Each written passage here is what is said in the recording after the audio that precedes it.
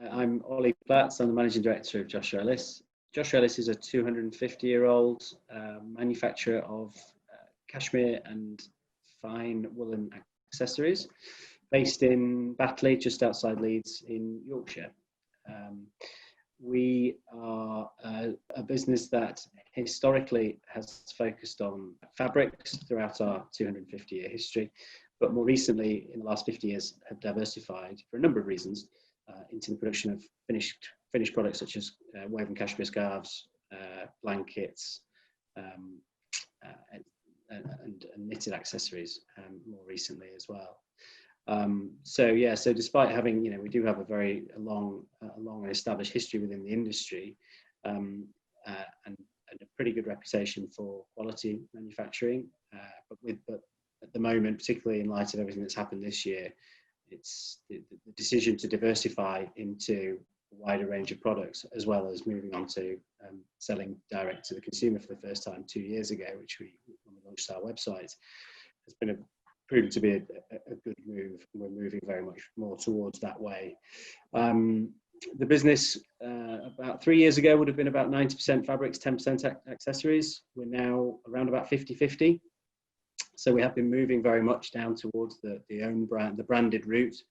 Our Joshua Ellis scarf collection now sells in over 30 countries around the world, with a specific focus on the Far East, with Japan our biggest export market for our brand, as well as America and mainland Europe, focusing very much on the high-end department stores and online players.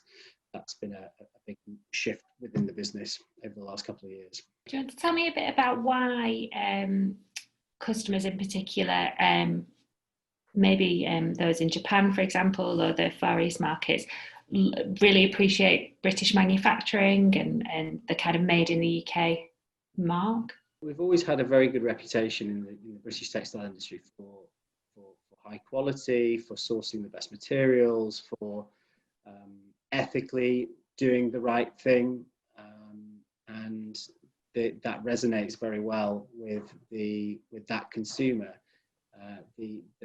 Undoubtedly, the quality is the first thing that they will look for. The story is always very important as well, more important in those markets than anywhere else, I would say. And we're very fortunate in the British textile industry that there are some wonderful stories out there. There's some very old businesses with great history of high-end manufacturing, and that certainly resonates very well with those customers.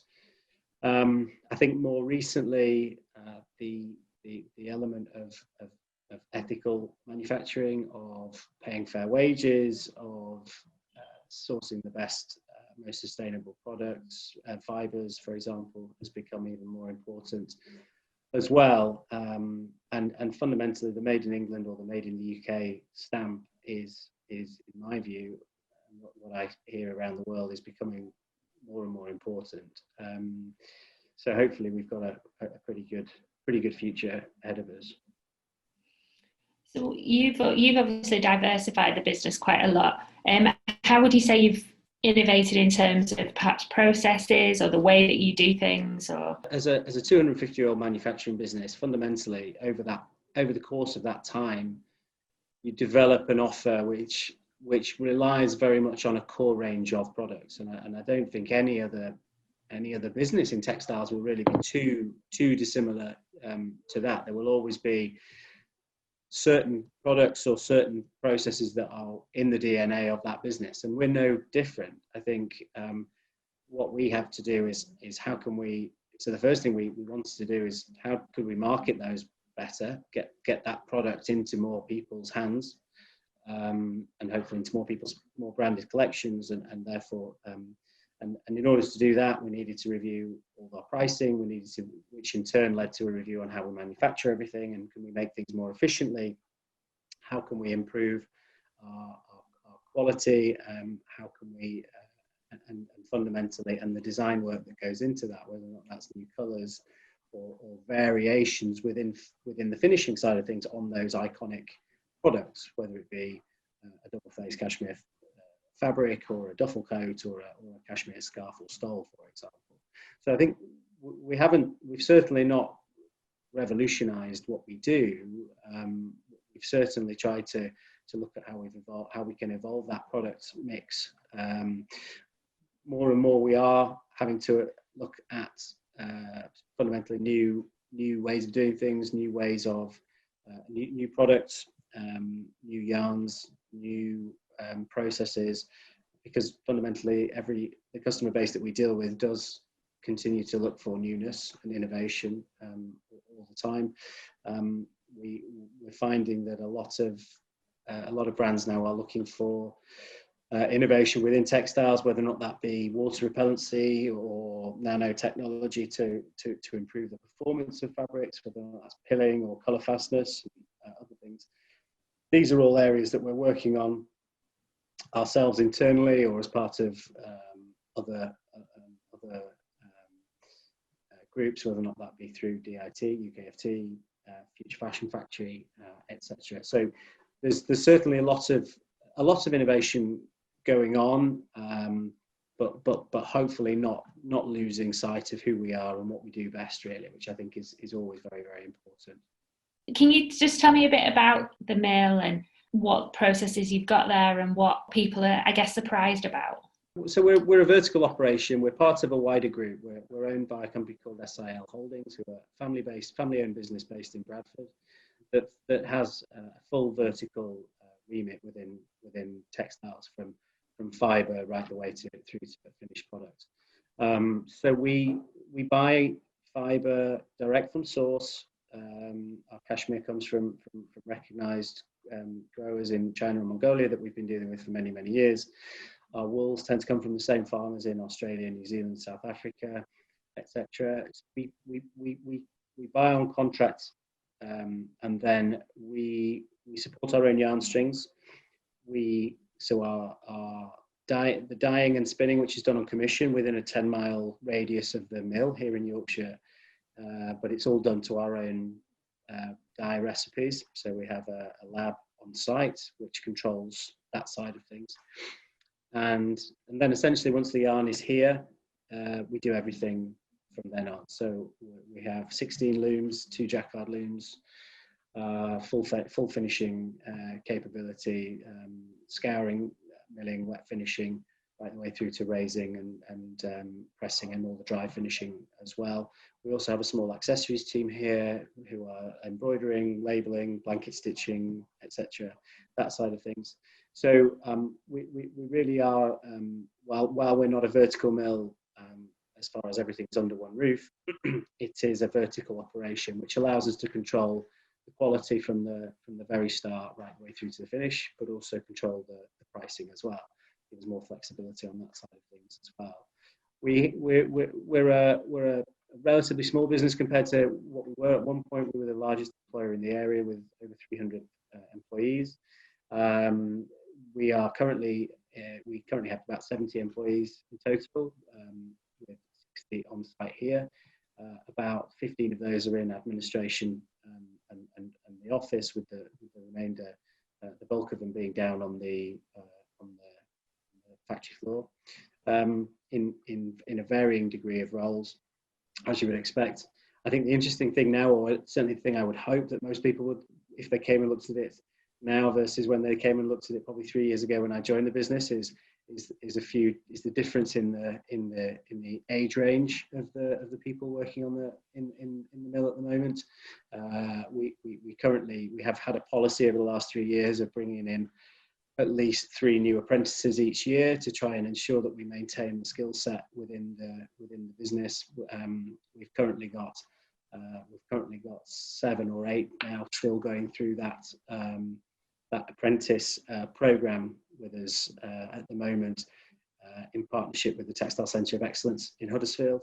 So hopefully that's going to be the one thing that maybe surprises a few more people, given that, you know, our industry has a reputation sometimes for being little old ladies sort of with their knitting needles out, and hopefully they'll see something slightly different now. We're also a certainly more modern mill than we used to be. We have a policy of investment in our machinery.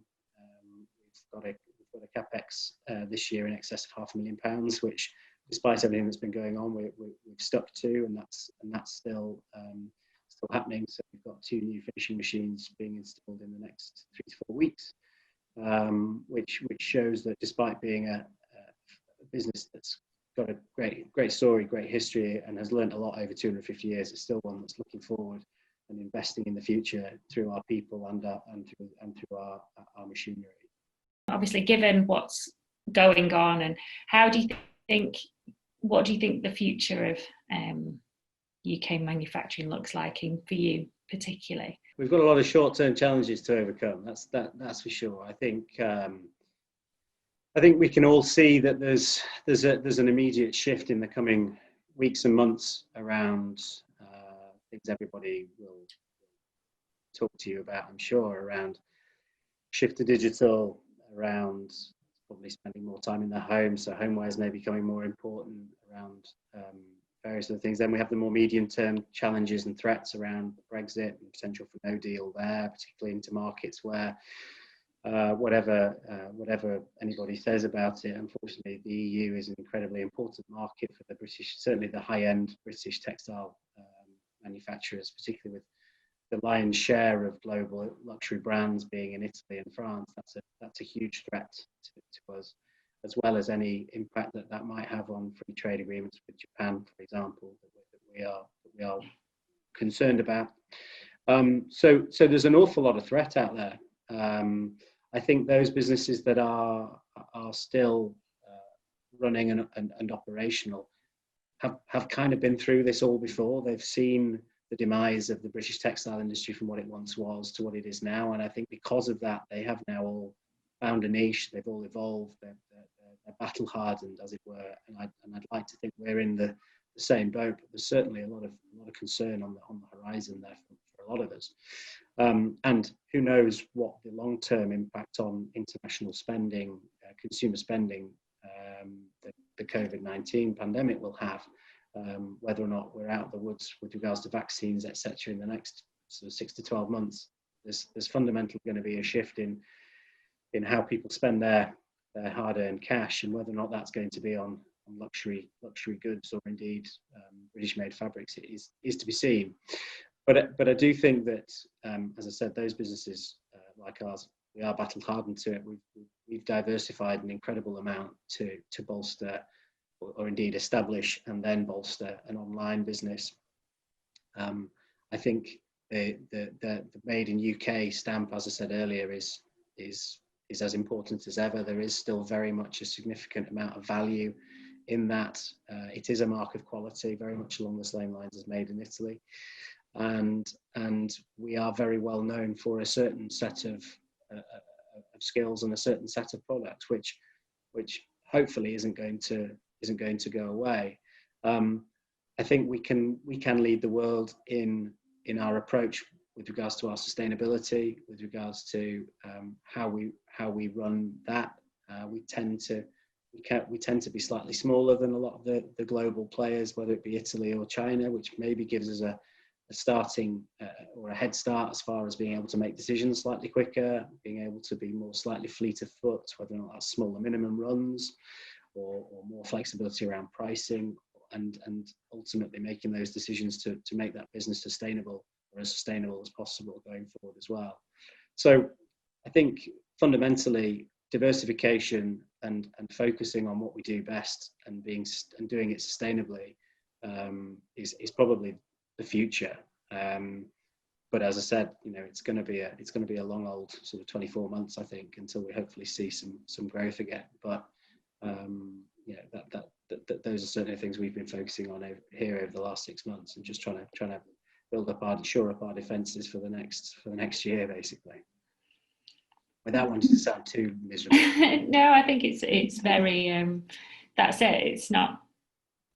It's not whatever happens in the next 6 months even is not straightforward. But like you say, for a company that's 250 years old, there are short, medium-term challenges, and the way everyone lives is going to change. But I've been getting quotes from a lot of designers and brands and whatever, and that's what everyone's saying. It's like these are real specialists in the field, and the only way that you could have maintained a business is to be true specialists, and the ones that are remaining have kind of adapted and evolved, and this is another chance to do that.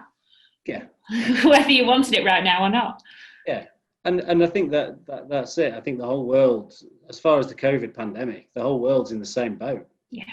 You know, and I think you know, we're very fortunate. I mean, I look very fortunate in a way, because I look at our business and you know, we don't need a huge piece of the pie to have to be a viable business. You know, we don't, you know, we look at the size and the scale of the luxury fabric market, if you like, for example, and we don't need, you know, we just need to do what we do well. We need to ensure that we have very good quality product, we have good designs, and we're priced in the right ballpark. And there's no reason why we can't continue to grow that side of our business. We're not a business that needs millions of meters a year that is going to be ultimately hugely affected by a 30% drop or whatever anyone's forecasting now in the size of the luxury market next year, because we just need to catch a few breaks, and we could end up having as good a year as we ever have done.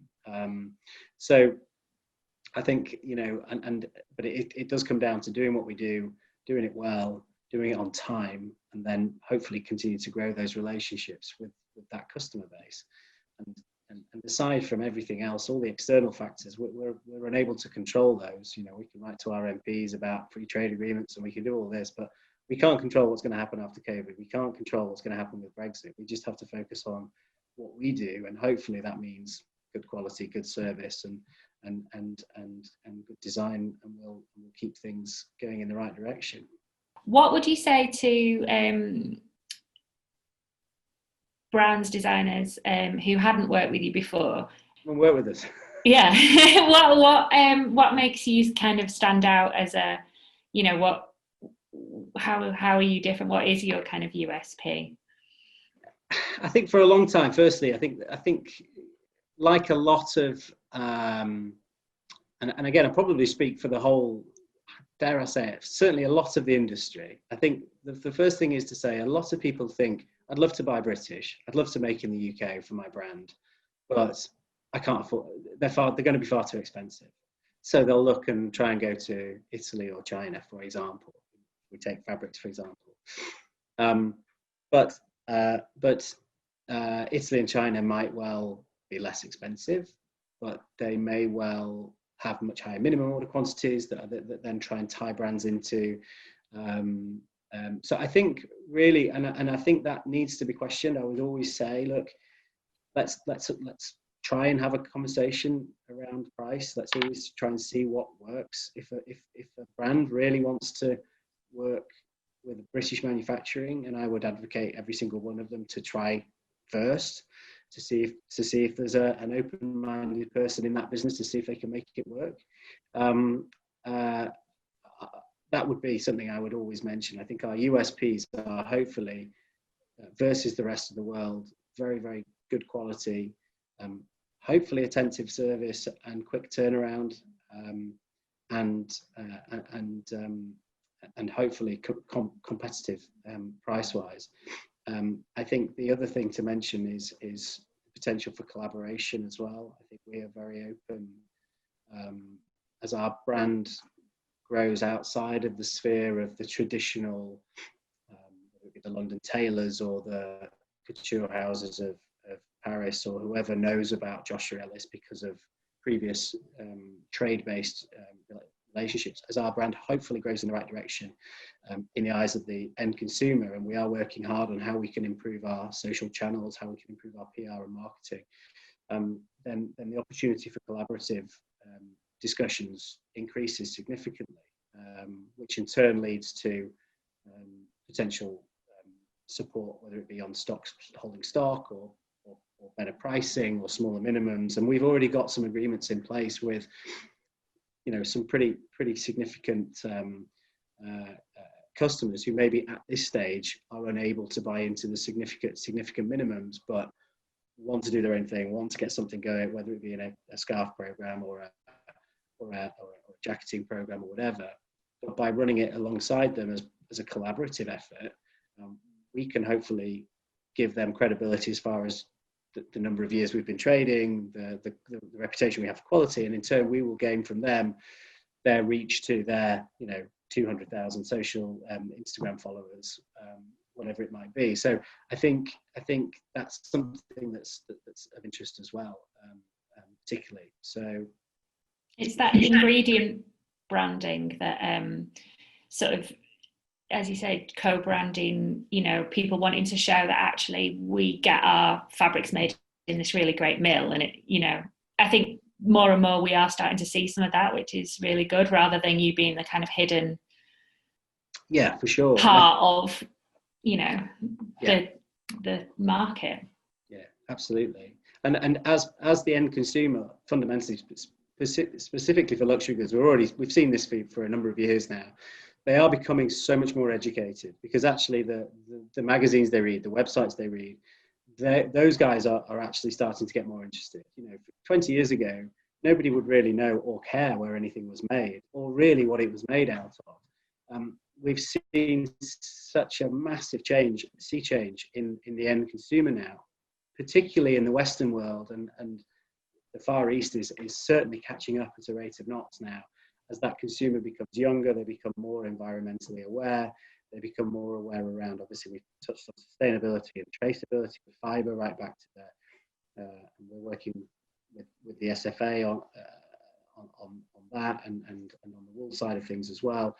So, we're already seeing that as far as the actual fibre is concerned. But that middle area, which historically nobody ever really cared about, they now want to say, well, actually, we make this great mill. It's been around for 250 years or 200 years, and they've got a reputation for X, Y, Z. And actually, they're interested to see that. They like to see that. They like to see that they're supporting British manufacturing, or that they're, so we can hopefully give a bit of credibility to these guys and these brands that actually want to make in the UK and support British manufacturing, because we all need that support. So you're right. It's absolutely correct. Maybe we should look at more flexible, closer to home things. Yeah, the sort of challenge is that a lot of people, they talk about things like COVID being like a massive, it's like a change acceleration. So the long term trends that we were seeing, it's going to happen much, much faster. I think the slight frustration is that what a lot of people do when things like this happen, it doesn't happen, this has never happened, but whenever there's any disruption, whenever there's any challenge, whether it be a buyer at a department store, whether it be a fabric buyer at a brand, the first thing they're going to do is resort to type. They're going to say, look, I know these guys, I know what they do, I know their lead times, I know the sorts of price I'm going to pay, so we'll just look at them. And that's great. That can potentially work in our favour as well as any others. But I think sometimes, particularly for the British brands, they'll have an existing supply chain, whether or not that's through Italy or the Far East or whatever it might be, and actually this might be the opportunity for them to say, actually, now is the time that we should look at manufacturing close to home, because I can get on the East Coast Main Line. I can be in Yorkshire in 2 hours and actually go and visit the mill, and we can go around, and actually there may be something there for us. And I think you're right. It's potentially there could be an opportunity for us this year, potentially, to really try and see a bit of a divergence of customer base, hopefully, and that's definitely our goal. I suppose the one other thing we touched on before you started recording, I think, was just about how we sell to people now as well. And I think we've, like I know a lot of other UK-based textile businesses have done as well, is look to try and digitize the collections, to try and be able to send them via email, to try and get across the look and feel and of the fabric collections in particular, given that we're not at the trade shows, we're not able to visit the offices in New York or Paris or wherever it may be. So I think we've certainly tried to do that, and that in turn potentially opens us up to new customers, because actually, as opposed to just being at a trade show where, again, with all due respect, a lot of people resort to type, they don't necessarily go on stands unless they kind of deal with you already. the opportunity to actually be more proactive with a digital presentation, say, look, I hope you don't mind, but I've got your email address and have a look through this. And if you want some swatches, let us know, we'll send them to you. It could well be quite an interesting way of how the business to business side of things evolves a little bit, so that there is a little bit more of a sort of open view on how people view collections and how they discover new manufacturers as well. So it could be quite an interesting way of how things develop. And also, as we said, the fabric, the textile industry is very tactile. It's all about touch. But if you take that out of the equation for in sort of that door opening thing of digital, in a digital world, the thing that you've got a really great story. Yeah. And so if that opens doors, then you can actually get the fabric in front of them. Yeah. Absolutely. That you've got a really great story to open doors that possibly some other people haven't. It certainly helps. I mean, when I joined the business, I mean, my background is sales, I